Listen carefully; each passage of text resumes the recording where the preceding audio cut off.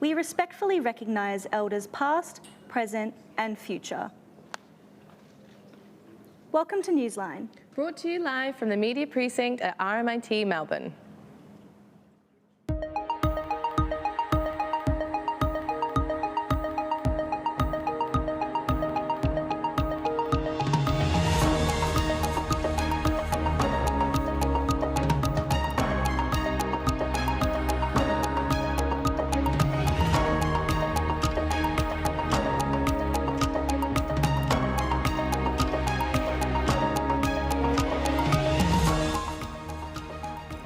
Welcome to Newsline. I'm Tiana Condren. And I'm Courtney Holder.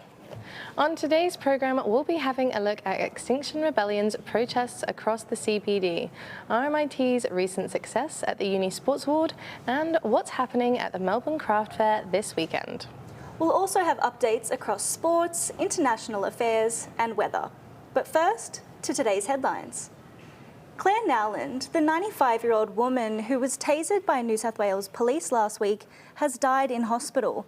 The great-grandmother was taken to hospital in critical condition after the incident, where her skull was fractured. Police Commissioner Karen Webb confirmed the officer that deployed the taser has been charged with 3 counts of assault and is due to appear in court July 5th. A Melbourne couple are set to face court today, charged with modern-day slavery offences after allegedly keeping a woman as a slave in their Point Cook home. It is alleged the woman was physically abused and coercively controlled for 10 months by the couple. A healthcare worker raised the alarm with authorities last October after noticing the woman was exhibiting indicators of human trafficking. If convicted, the couple face a maximum sentence of 25 years in jail. A teenage boy has been arrested after allegedly firing a gun in the car park of a Perth school. The 15-year-old, who is believed to be a former student, is accused of firing 3 shots at the Atlantis Beach Baptist College, with 1 bullet penetrating a school building. No injuries have been reported and the teenager remains in police custody. 2 men had to be rescued yesterday after their boat caught fire in the Port Phillip Bay just off St Kilda. The duo managed to escape into the water before the boat was engulfed in flames and were quickly picked up by nearby army personnel. Both men were not harmed in the incident, although are incredibly upset over the loss of their pride and joy boat. Tina Turner, famed American singer dubbed the Queen of Rock and Roll, has died aged 83 in Switzerland after suffering ill health in recent years.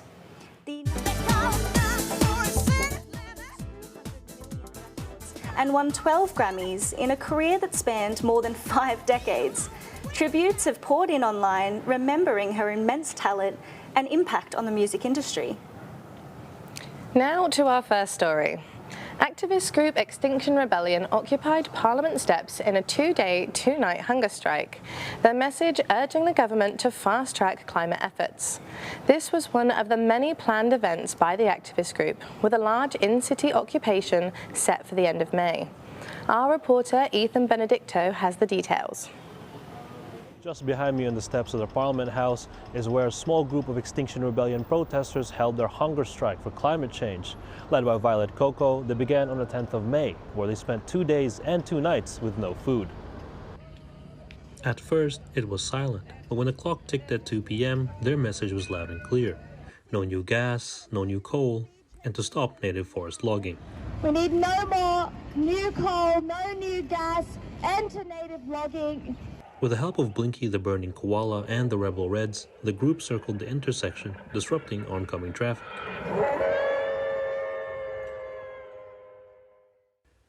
This hunger strike is the second disruptive protest from Extinction Rebellion as of late, with the spire being decorated by their flag a month prior. However, more is coming. Violet, one of the many active faces of the group, says a bigger display of civil disobedience is coming later this month. And basically it's a call out saying that if we don't have this emergency speed transition, then we're going to engage in civil resistance at the end of the month in Occupy for Climate, where for 3 days in a row we're going to be disrupting the city day after day to call for that civil resistance, to call for that change that we need. This comes as United Nations Secretary-General Antonio Guterres called for nations and other similar bodies to fast-track their climate efforts with the hopes of achieving carbon neutrality by 2050. However, Australia had around 400 resource projects on the major project list. 116 of these have been publicly announced, which, if all were to go through, would produce 4.8 billion tons of greenhouse gases by 2030, according to the Australia Institute research. Extinction Rebellion's Occupy for Climate event is a direct opposition of these projects. The event could see over 1,000 protesters occupying the Parliament Gardens for over 3 days and 3 nights between the 25th and 27th of this month. Although that target number hasn't been met, Violet is confident that even with their current attendance, significant impact could still be made.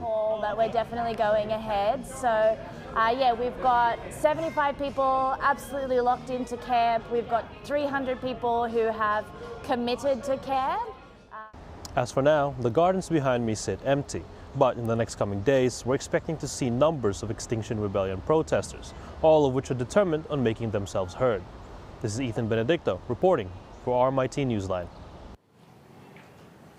We'll be heading to a short break now. Coming up, we'll be hearing about attacks on drag events following neo-Nazi demonstrations. Stay with us.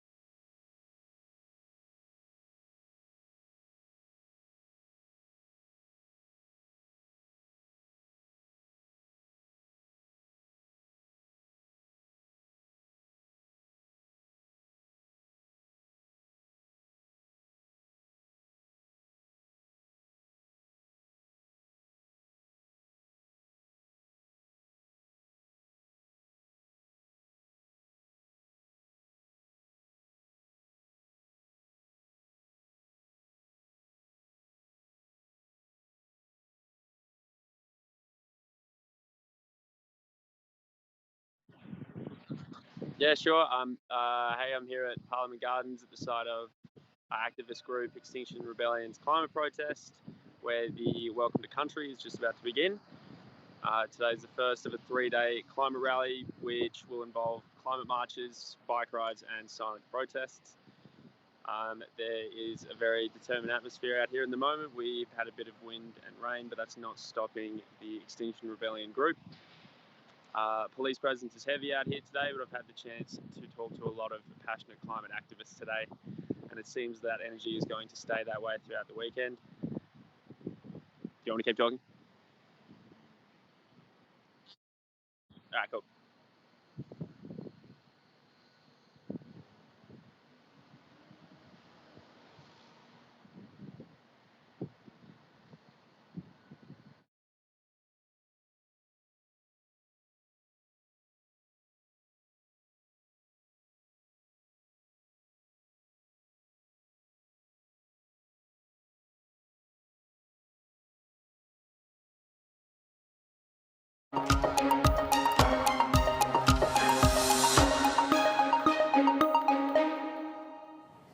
Welcome back to Newsline.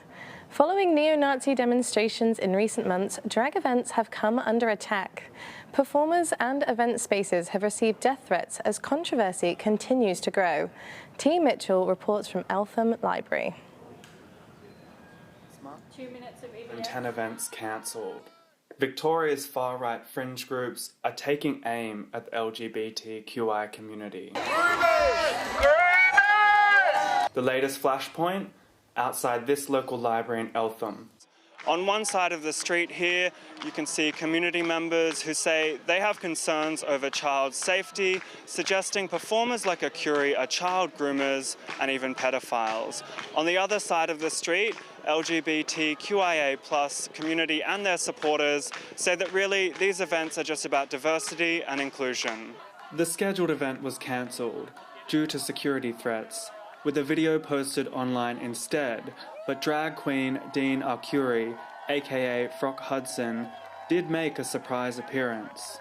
I'm going to read some stories. You are all absolutely amazing. Attacks on events like this have prompted the formation of a new group, the Rainbow Community Angels.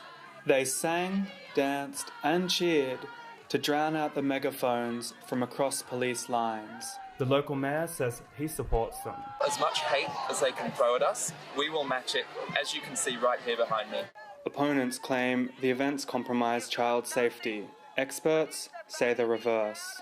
Events like Drag Storytime are really beautiful events that enable communities to celebrate diversity and to give all young people exposure to ideas about human dignity and human rights, about consent and about self-determination.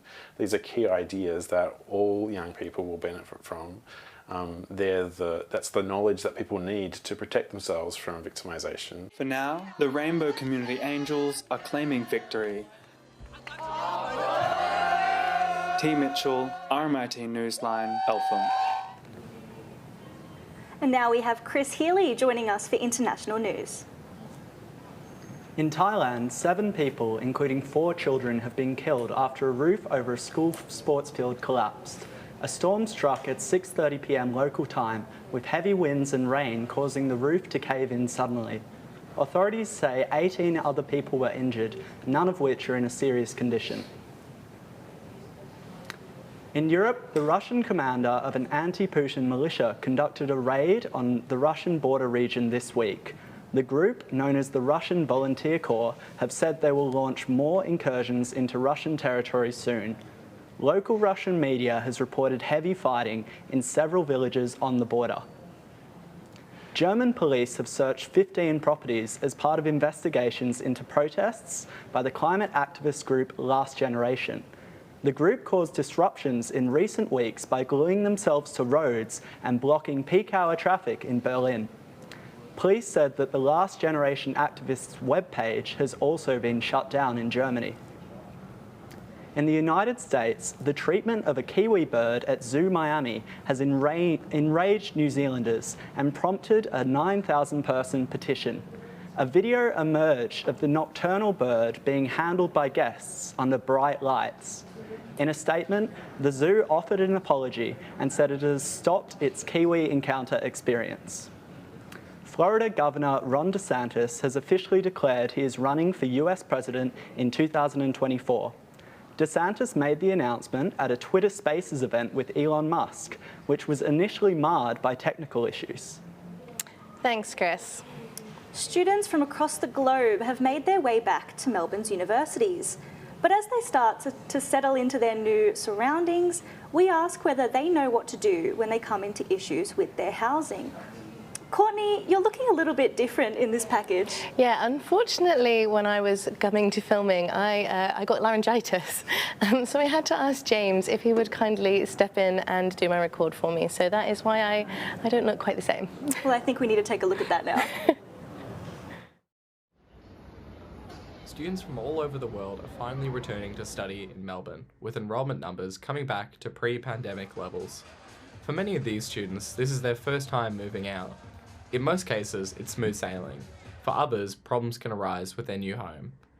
Diana is a student at Melbourne University and moved into her apartment in 2022, but started to notice issues early on. Mushrooms growing in the bathroom, mould, there's no ventilation, there's no heating, and it gets pretty cold in winter. And there weren't any fans either. Even though she made complaints to student housing, Diana felt that they didn't do enough to rectify the situation, but out of fear of repercussions and a lack of legal knowledge, didn't take the matter further.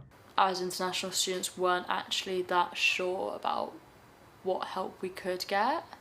For international students, finding somewhere to move is vital, but unfortunately, this leads many to sign lease agreements for properties they won't even see until arriving in Australia.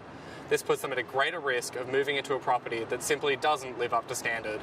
There are several resources online for students to look at regarding tenancy, but often these are filled with confusing technical lingo and clauses that are hard to understand, especially if you've come from a country where English isn't your first language. But luckily, there is help out there. At Youth Law, we see international students come in with, a variety of kind of tenancy issues.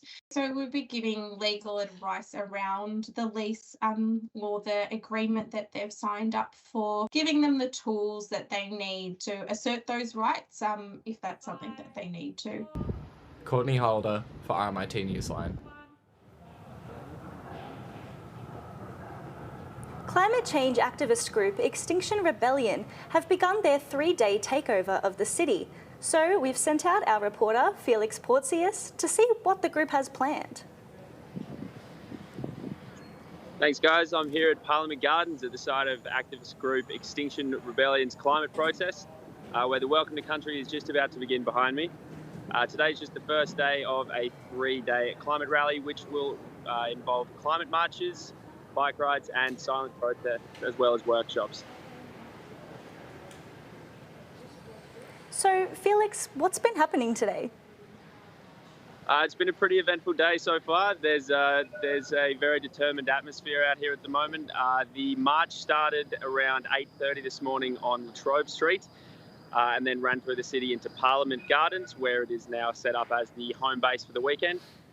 The affiliated group Scientist Rebellion held some sit-down protests outside a handful of NAB bank branches around the CBD. And I've been told that there will be no more activities for today, but as I said before, we are getting set up right now for the Welcome to Country. And what's the atmosphere like, Yeah, it's a very passionate atmosphere out here. A lot of good, lot of people out here. Very passionate about the climate at the moment. We've had a little bit of wind and rain, but that's not stopping the Extinction Rebellion group. Police presence is heavy out here, but I've had the chance to talk to a lot of passionate climate activists, and it seems like that energy is going to stay up throughout the weekend. And what should we expect for the rest of the weekend? So each day has its own theme. Today was very fittingly Eye of the Storm Day. And tomorrow's theme is going to be Sorry Day. There's going to run through a couple of workshops on climate action. And there will be a mass bike ride starting from Parliament tomorrow. Then on Saturday, we'll be seeing another slow march through the CBD, as well as a canoe march through the Yarra. And one final march on Sunday in the CBD. So make sure you plan your journey accordingly if you have to drive through the city this week. Thanks, Felix. We're heading to a break now, so stay with us.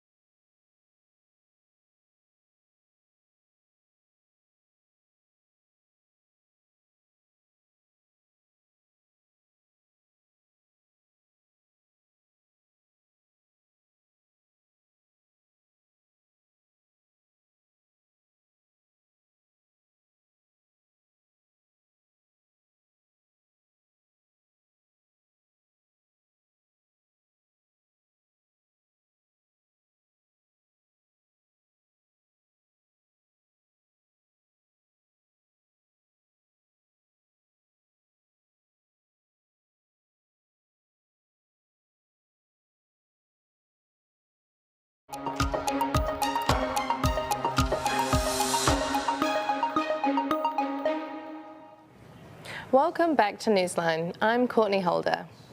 The Swiss Club of Victoria invited Swiss families to learn and teach their kids the game of Yas last week. The club encourages these families to keep their Swiss culture and heritage alive in Melbourne. Here's Emilian Lopez with the story.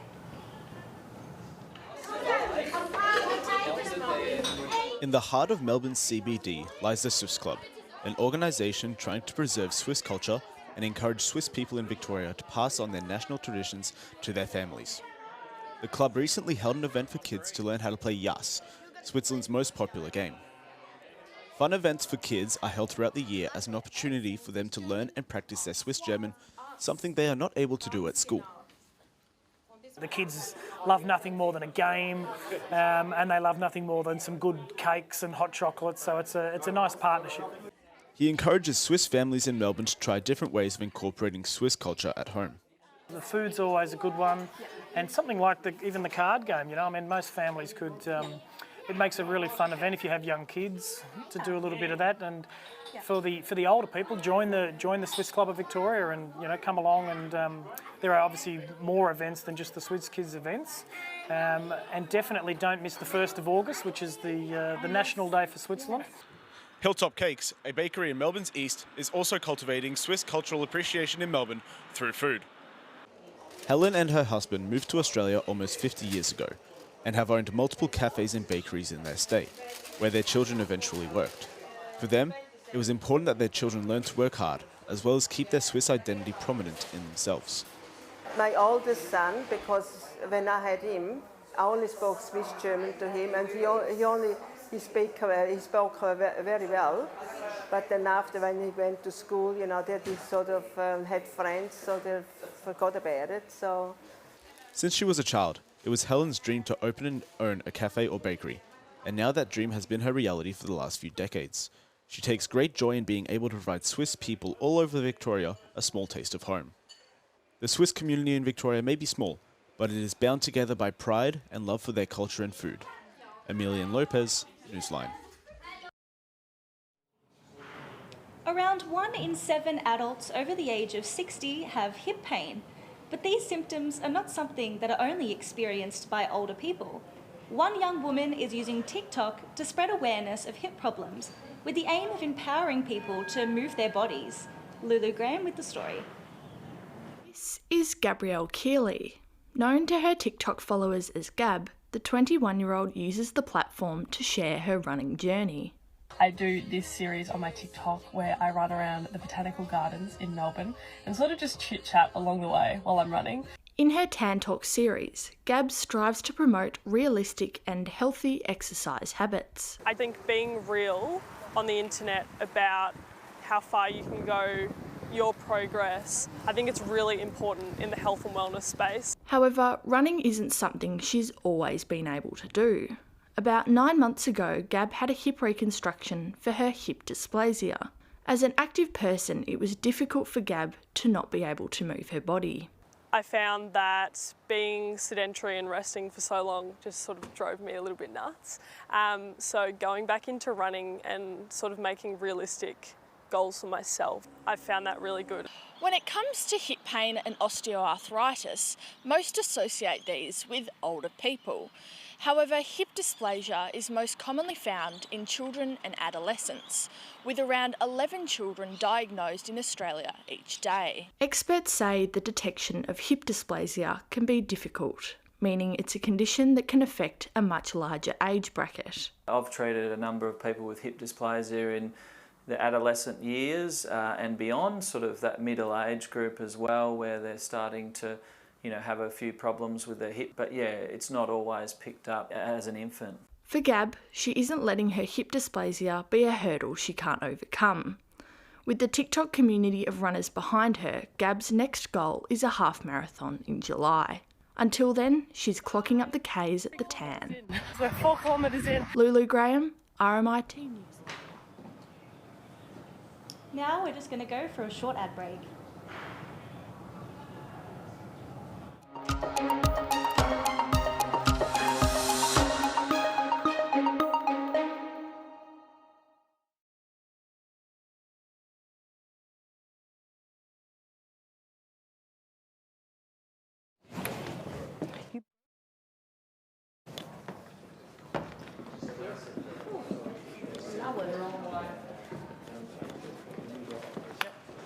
Yep, come here. Let's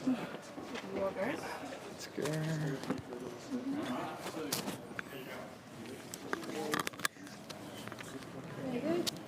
Live your dreams. Oh, no. Yeah, they got tackled. Shit. Again on that mic.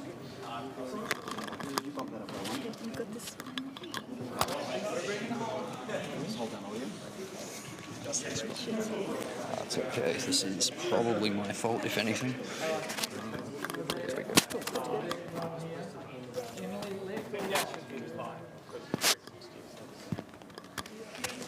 So that one is going to... Oh my god, I can see. There you go. Need to go cut and too long, too short. Yeah. We can't communicate to your ears, so that's going to be our producer document. Okay. Yeah. I need access. All right. I'm just going to tuck this to here. Is that all right? Yeah.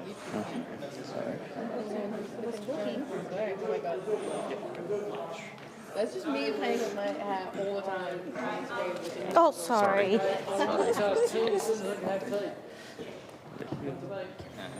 Okay, you just put that onto your hands. Yep. Yeah, I'll grab that. Thank you. And that one.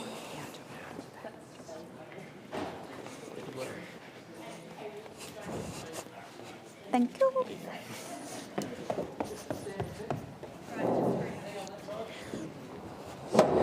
Right out. Go. Knee. 30 seconds. Very quick toolbox talk. No. Off. No. Nice idea, thank you. Hi, nice to meet you. When you're on the 2 camera to the middle, that's your individual if you do an individual. Okay.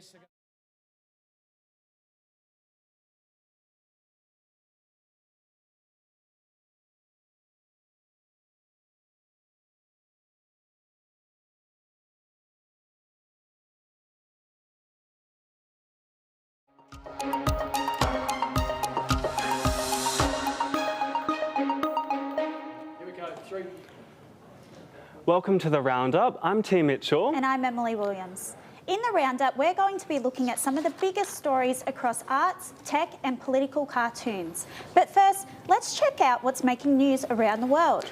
In the UK, The Guardian's leading with news of the death of rock legend Tina Turner and yet another Partygate story. Pressure is building for UK Prime Minister Rishi Sunak to scrap an honours list created by Boris Johnson in the dying days of his scandal-plagued government.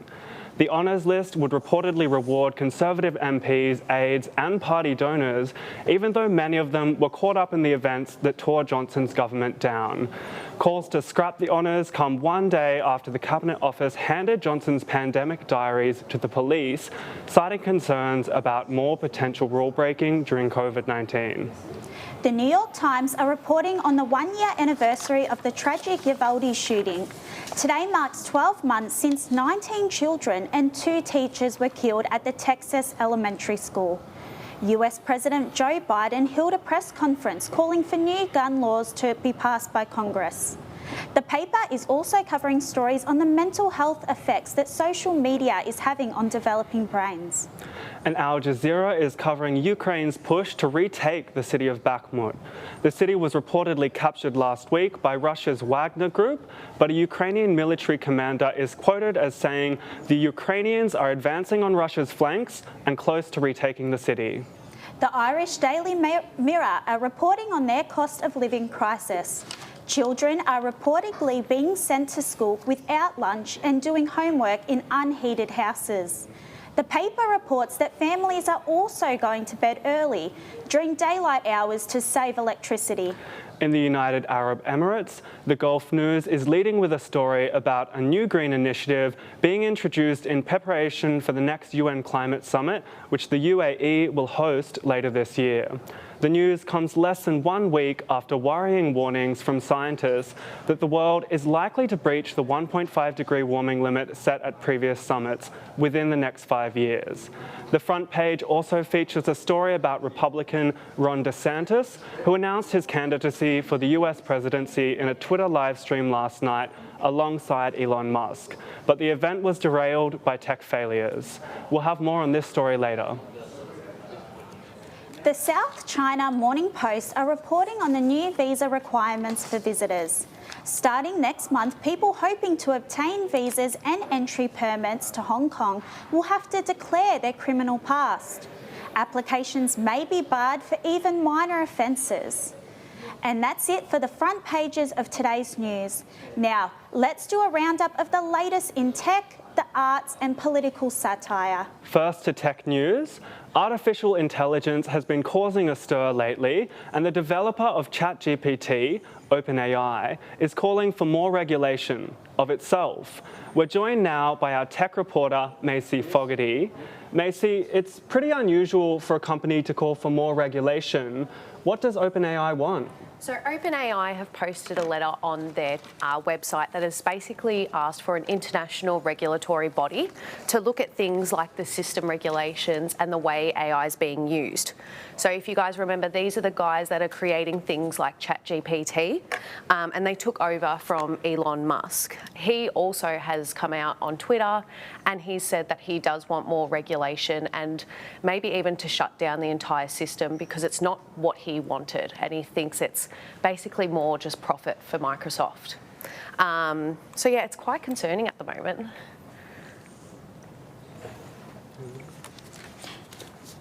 So it is concerning that even the industry wants regulation.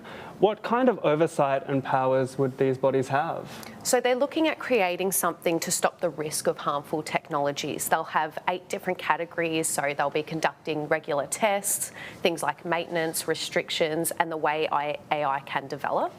They're also looking for creating a standard for across the board. So hopefully once one website or one company goes through with a regulation like this, it'll just be a domino effect that'll affect the other AI systems to really take on some ethical procedures.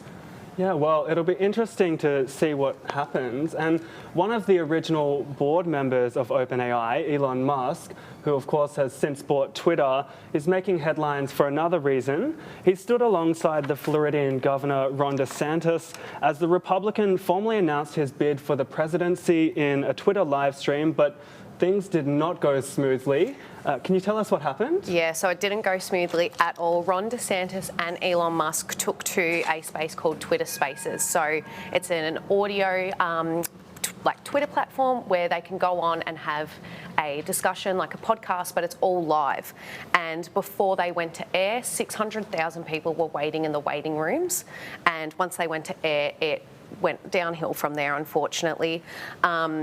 Ron DeSantis came out and said that he did want to use Elon Musk to launch his political campaign. He wanted to promote things like free speech and the way that new systems are being used, but very early on there were some significant tech issues. We can take a look at what Musk said just before the issue started to arise, so if we want to throw to that. Just a massive number of people online, so it's serves as restraining somewhat. So as you can see that the audio continued to drop out even after this. There was a period of silence and unfortunately the microphones went on mute and they were also 7 minutes late to the entire premiere. So to really start to get a solution for this, they went to one of the other board members, David Sachs, and moved on to his Twitter server. Unfortunately, this cut the entire listeners by half, so they only really got 295,000 people. So yeah, not a good start to Ron DeSantis' political campaign. Now, Macy, this morning, #DeSantis was trending on Twitter. Can you tell us how social media reacted to this? Yeah, so we can first look at Donald Trump. So he went onto a social media platform called Truth Social, and there he called him disloyal and that he really needed a personality transplant. And then on Twitter, a lot of people have been making memes, a lot of people have been making some reactionary tweets.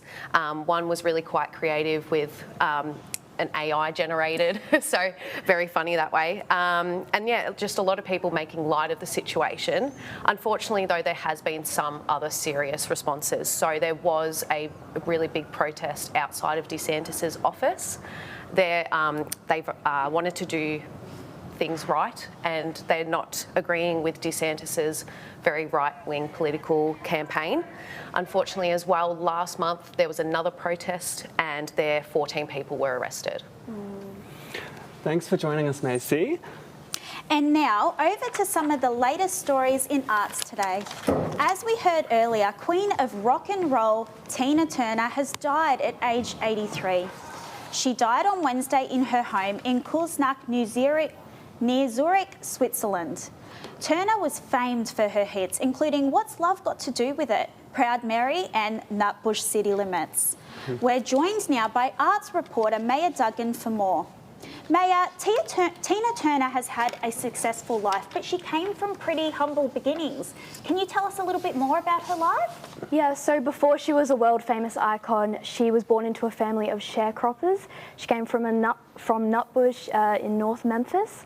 She used to sing choir a lot as a little girl, but she said she didn't really feel like a star until she moved to Missouri after her grandmother's death, which was where she met her future husband, Ike Turner. They got married in 1962 and they had 2 children together. And while they were together, she produced a lot of her hit songs as well, including A Fool in Love and Proud Mary. She did end up divorcing him due to the abusive nature of their relationship, but she made a comeback with her own album, Private Dancer, which solidified her rise into international stardom and meant that at the age of 44, she was one of the oldest women to produce a #1 hit, which was very amazing as well. Now, Tina Turner was certainly one of the most prominent artists of the last 50 years. Her death is a tremendous loss to the music community. How have people been reacting to her death? Yeah, so I mean, there's been an outpouring of grief across the nation and in the music community as well. Her Facebook did release an official statement the other day saying that with her music and her boundless passion for life, she enchanted millions of fans around the world and inspired the stars of tomorrow. Today we say goodbye to a dear friend who leaves us all her greatest work, her music. All our heartfelt compassion goes out to her family. Tina, we will miss you dearly. And this is obviously a tough time for her family, so our thoughts are with them. But celebrities have also flocked in to pay their respects. Obama called her a raw and unstoppable force. Mick Jagger said that she was one of his greatest friends and was enormously talented. Brian Wilson from the Beach Boys loved her voice and her energy. And Angela Bassett, who earned an Oscar nomination for her portrayal of her in the biopic What's Love Got to Do With It, also gave her condolences. So fans have similarly been grieving all across the globe, and her impact and loss will be felt for years to come. Very hard life, but I didn't put blame on anything or anyone. I got through it, I lived through it with no blame. Here's to you, and I'm a happy person. Certainly a loss for lovers of music all around the world. Thanks for that, Maya. And in other rock news, the Foo Fighters have announced their new drummer, Josh Freese, following the death of Taylor Dawkins last year. Maya, what can you tell us about this newest addition to the Foo Fighters? Yeah, so Josh Freese was picked as the new percussionist for the Foo Fighters after a viral video was released yesterday. He's got years of experience as a drummer with his band Devo as well as with the Vandals, and he's toured with some of the greatest names like Guns N' Roses, The Offspring, Weezer, Paramore and others as well. So he's definitely fit for the job. Following Hawkins' death, there was a lot of speculation on who was going to take over the role. So the Foo Fighters definitely played on this in their video yesterday, which introduced Josh along with others like Tommy Lee from Motley Crue, Chad Smith from the Red Hot Chili Peppers, and Danny Carey from Tool. They all made surprise appearances. Let's take a look at that moment. Thanks, buddy. All right. See you, Danny. Hey, bro. Thanks, man. Thank y'all. Did you know that he grooms poodles? Excuse me! Guys, could we just, like, I don't know, play a song?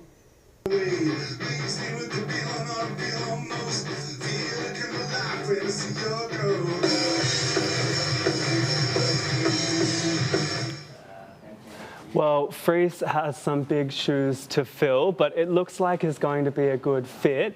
What can we expect to see next from the band? Yeah, so the live stream of that video yesterday recorded a set of 8 songs, some of which are going to be on their new album, But Here We Are, which will be their 11th album in total for the Foo Fighters so far. Freeze's first show of the year was in New Hampshire as well on the 24th of May. It's the first time that they've performed so far this year, and it formed the start of their tour, which will stretch into late 2023. It's the first time the band's actually played live as well since Hawkins' memorial concerts in September last year.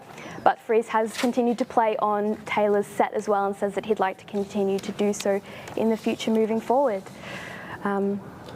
So the band has said that they are trying to move forward from Taylor's death and that he made them everything they are, but they're going to try and move forwards from that. Thanks for that, Maya. So a look at political satire now, and we have our reporter Freshta Nazari to discuss this week's political cartoons. Freshta, what do you have for us today? So I'll be speaking about Stan Grant's step down from his role as a host on the ABC News. And as well as I'll also be speaking about this recent cyber attack with China and the voice to Parliament. That sounds all really interesting. Let's dive into the first topic about Stan Grant's departure from Q&A. Can you tell us a little bit more about that? Yeah, so the first artwork is by Jim Paveldis. It shows an image of him being in coronation crown muffled by the ABC logo. The controversy started when Stan Grant was called onto ABC News as a guest when the coverage was happening on the coronation, and basically he spoke about the impact of colonialism on Indigenous Australians and the lack of a peace treaty with the First Nations people under Commonwealth, which basically resulted in him getting racially mocked and abused on social media. His decision to step back came from his perceived lack of support from the ABC. And the next cartoon has a more international perspective. We can see China surrounded by 5 giant eyeballs here, representing the intelligence alliance of Australia, Canada, New Zealand, the US, and the UK. What's going on here? So the cartoon is by Matt Golding. It basically shows China being watched by the 5 countries in the world. It's as a result of the recent cyber attacks targeting infrastructure in US. The Five Eyes basically represents a cyber agency intelligence network that monitors electronic communication between citizens and foreign governments. So at the moment, Australia is fixing its relationship with China. However, Home Affairs Minister Claire O'Neill says that they will not shy away from identifying bad actors. And finally, the ongoing debate about the voice to Parliament has been on cartoonists' minds this week. Freshta, can you give us some context on why they're fighting over the zip here? So the first cartoon is by Simon Leck, which was published on The Age. It shows an image of Anthony Albanese. So as we know, Anthony Albanese and Peter Dutton has been going back and forth in the past couple of months on TV regarding this voice to Parliament debate. So Dutton came forward as a strong no in April. This is all in relation to the upcoming voice referendum set to happen between October to December this year. The voice is basically to advise the Australian Parliament and government on matters relating to the social, spiritual and economic well-being of Aboriginal and Torres Strait Islander people. The image is showing the pushback from the Prime Minister and the opposition leader on the debate to allow First Body Nations into Parliament. We've got one more cartoon on this issue with Peter Dutton as a choir singer and former Prime Minister Scott Morrison backing him up. Can you tell us a little bit more? Yeah, so the second cartoon is by David Rowe. Which was published on Financial Review. So it's basically showing the opposition leader Peter Dutton singing classic song by Amy Winehouse. with a fun political twist to it. It says, "Tried to put me in a political rehab." He is accompanied by his backup group of Scott Morrison. The cartoon speaks to his ongoing campaign against the voice backed up by the former Prime Minister Scott Morrison. And he basically gave a speech to Parliament opposing of the voice yesterday as well. Thank you, Farisha, for giving us a little bit of insight into those political cartoons. That's our roundup for today. Thanks to our reporters Macy Fogarty, Maya Dugard, and Farisha Nazari for the roundup. I'm Emily Williams. And I'm Team Mitchell. We'll be back shortly after a short break with some more stories and the latest in weather.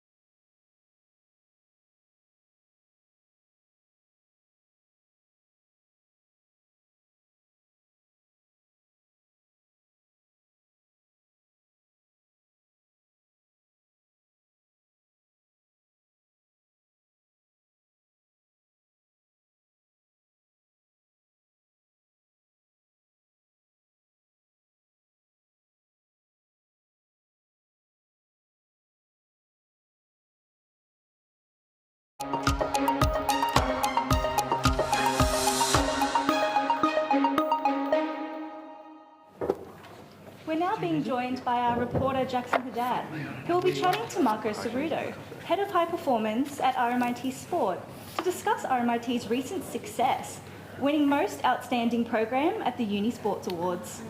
Welcome to Newsline. Thank you for joining us today.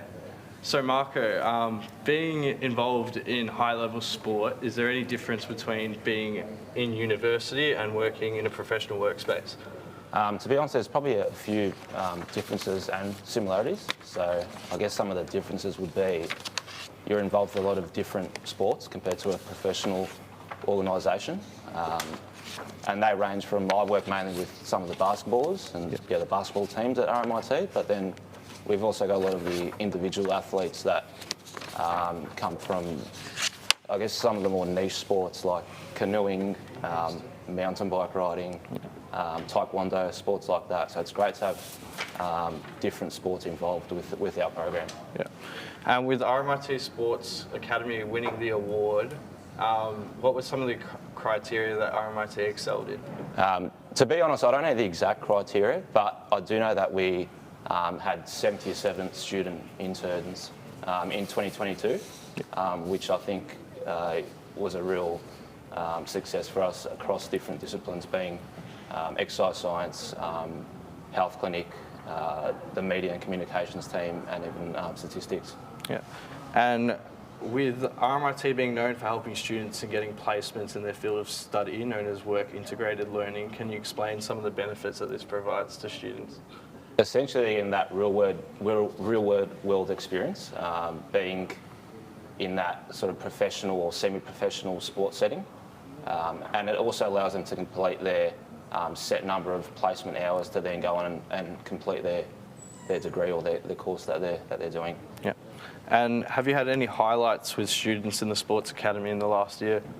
To be honest, there hasn't been one sort of specific highlight, but I have seen, like, even across LinkedIn, like some of the students that I've supervised over the last year or so, seeing them sort of excel and get sort of graduate positions in the field that they sort of want to get into.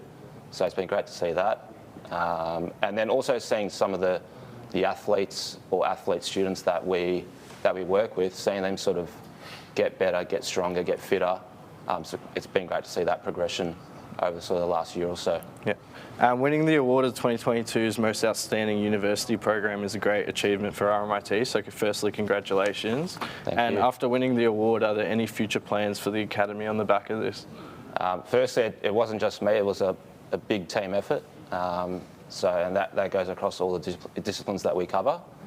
But I guess going into the future, you're probably asking the wrong person. Need to speak to my manager about that. But we do want to sort of expand across more sports and then also build more sort of community partnerships around the RMIT Precinct, which would be really good.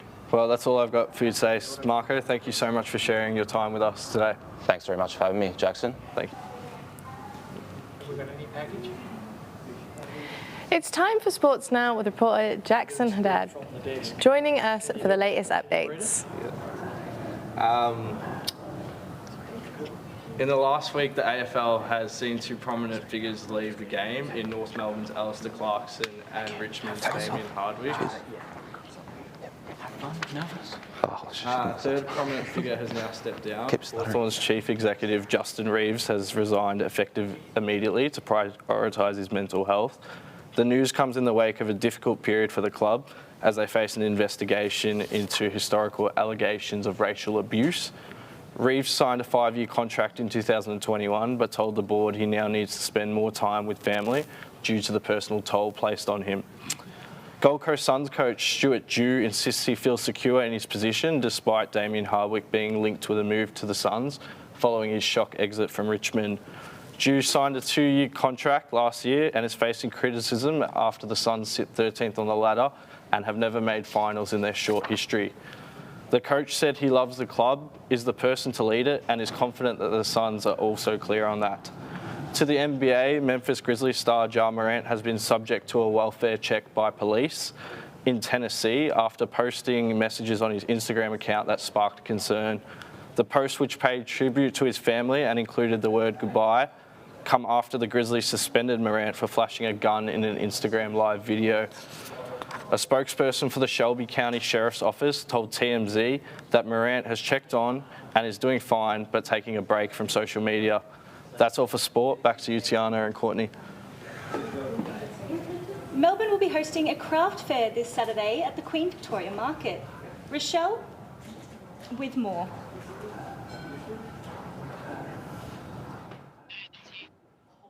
Organised by the Rose Street Artists Market, a huge range of ceramics, including jewellery and a huge range of items available will be ceramics and jewellery. It is a one-day only free event held on the last Saturday of each month from 9 a.m. until 4 p.m.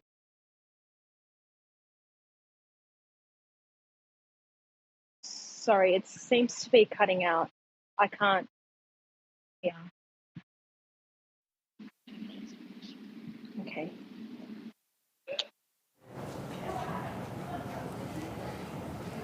And what can we look forward to there?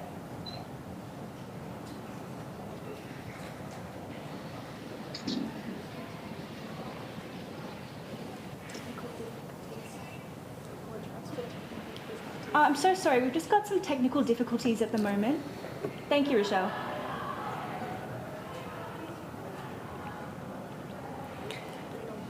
Less than 6 months ago, Australia made history advancing to the round of 16 in the FIFA World Cup for the first time since 2006. And it seemed to everyone that soccer in Australia was booming. It was thought that Australians' top soccer league, the A-League, would take off, but this has not been the case. Jackson Haddad reports.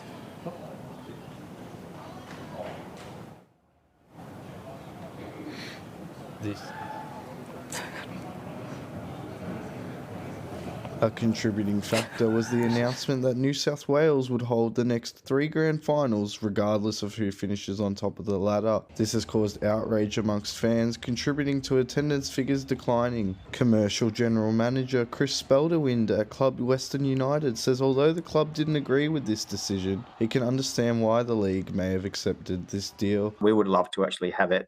It's for the fans, right? We want to actually make sure the fans are most rewarded, and that's where we sort of sit on it, to be perfectly honest with you. So in a perfect world, we would never have actually made that decision, but maybe the competition needs that injection of cash as well. Melbourne Victory fan George Mihos believes the decision could have been communicated a lot better to fans as well as the clubs. They could have managed that a lot better. They could have collaborated with the clubs and the fans and made them understand the big picture, the vision. A pitch invasion during this season's match between two of the biggest clubs, Melbourne Victory and Melbourne City, resulted in restrictions on attendance. It was seen as one of the darkest days for Australian soccer. Spelderwind believes that the pitch invasion has given the league a horrible look and has turned some fans away from attending matches. There's been a lot of families, etc., feel uncomfortable to go to the venues and to the games based on what happened that day. It seems that the die-hard fans were left terribly disappointed that everyone was punished instead of the minority that did the wrong on that dark day. They alienated 30,000 members because of a couple of hundred people. Here at Amy Park, the stadium has a capacity of 30,000 people, but this year in the A-League it has struggled to attract more than 10,000. Jackson Haddad, reporting for RMIT Newsline.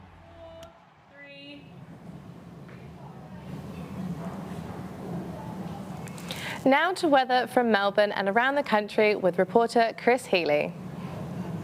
Thanks, Courtney. In Melbourne, cloudy today with a very high chance of rain this afternoon, a top of 17.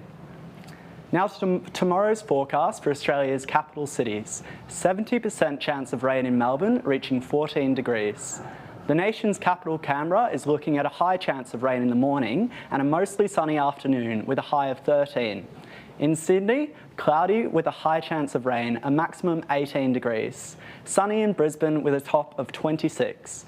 Partly cloudy in Darwin, reaching 31 degrees tomorrow. In Perth, it will be mostly sunny with a top of 19. Adelaide is looking at a 70% chance of rain and a high of 15 degrees, while Hobart is predicted to have a shower or two and a top of 14. Back in Melbourne and looking to the week ahead, rain easing across the weekend, but still a cloudy couple of days here. Cold days and rain coming in for the start of the week, Monday, 80% chance of rain, a top of 16, and 70% chance of rain Tuesday, with a maximum temperature of 17. A shower or two predicted on Wednesday and a high of 14 degrees. And on Thursday, cloudy with a high of 16. That's all for your Newsline weather. I'm Chris Healy. Back to you, Tiana and Courtney. So that concludes Newsline for today. Thank you so much for joining us. I'm Tiana Condren. And I'm Courtney Holder. Have a good night, Melbourne.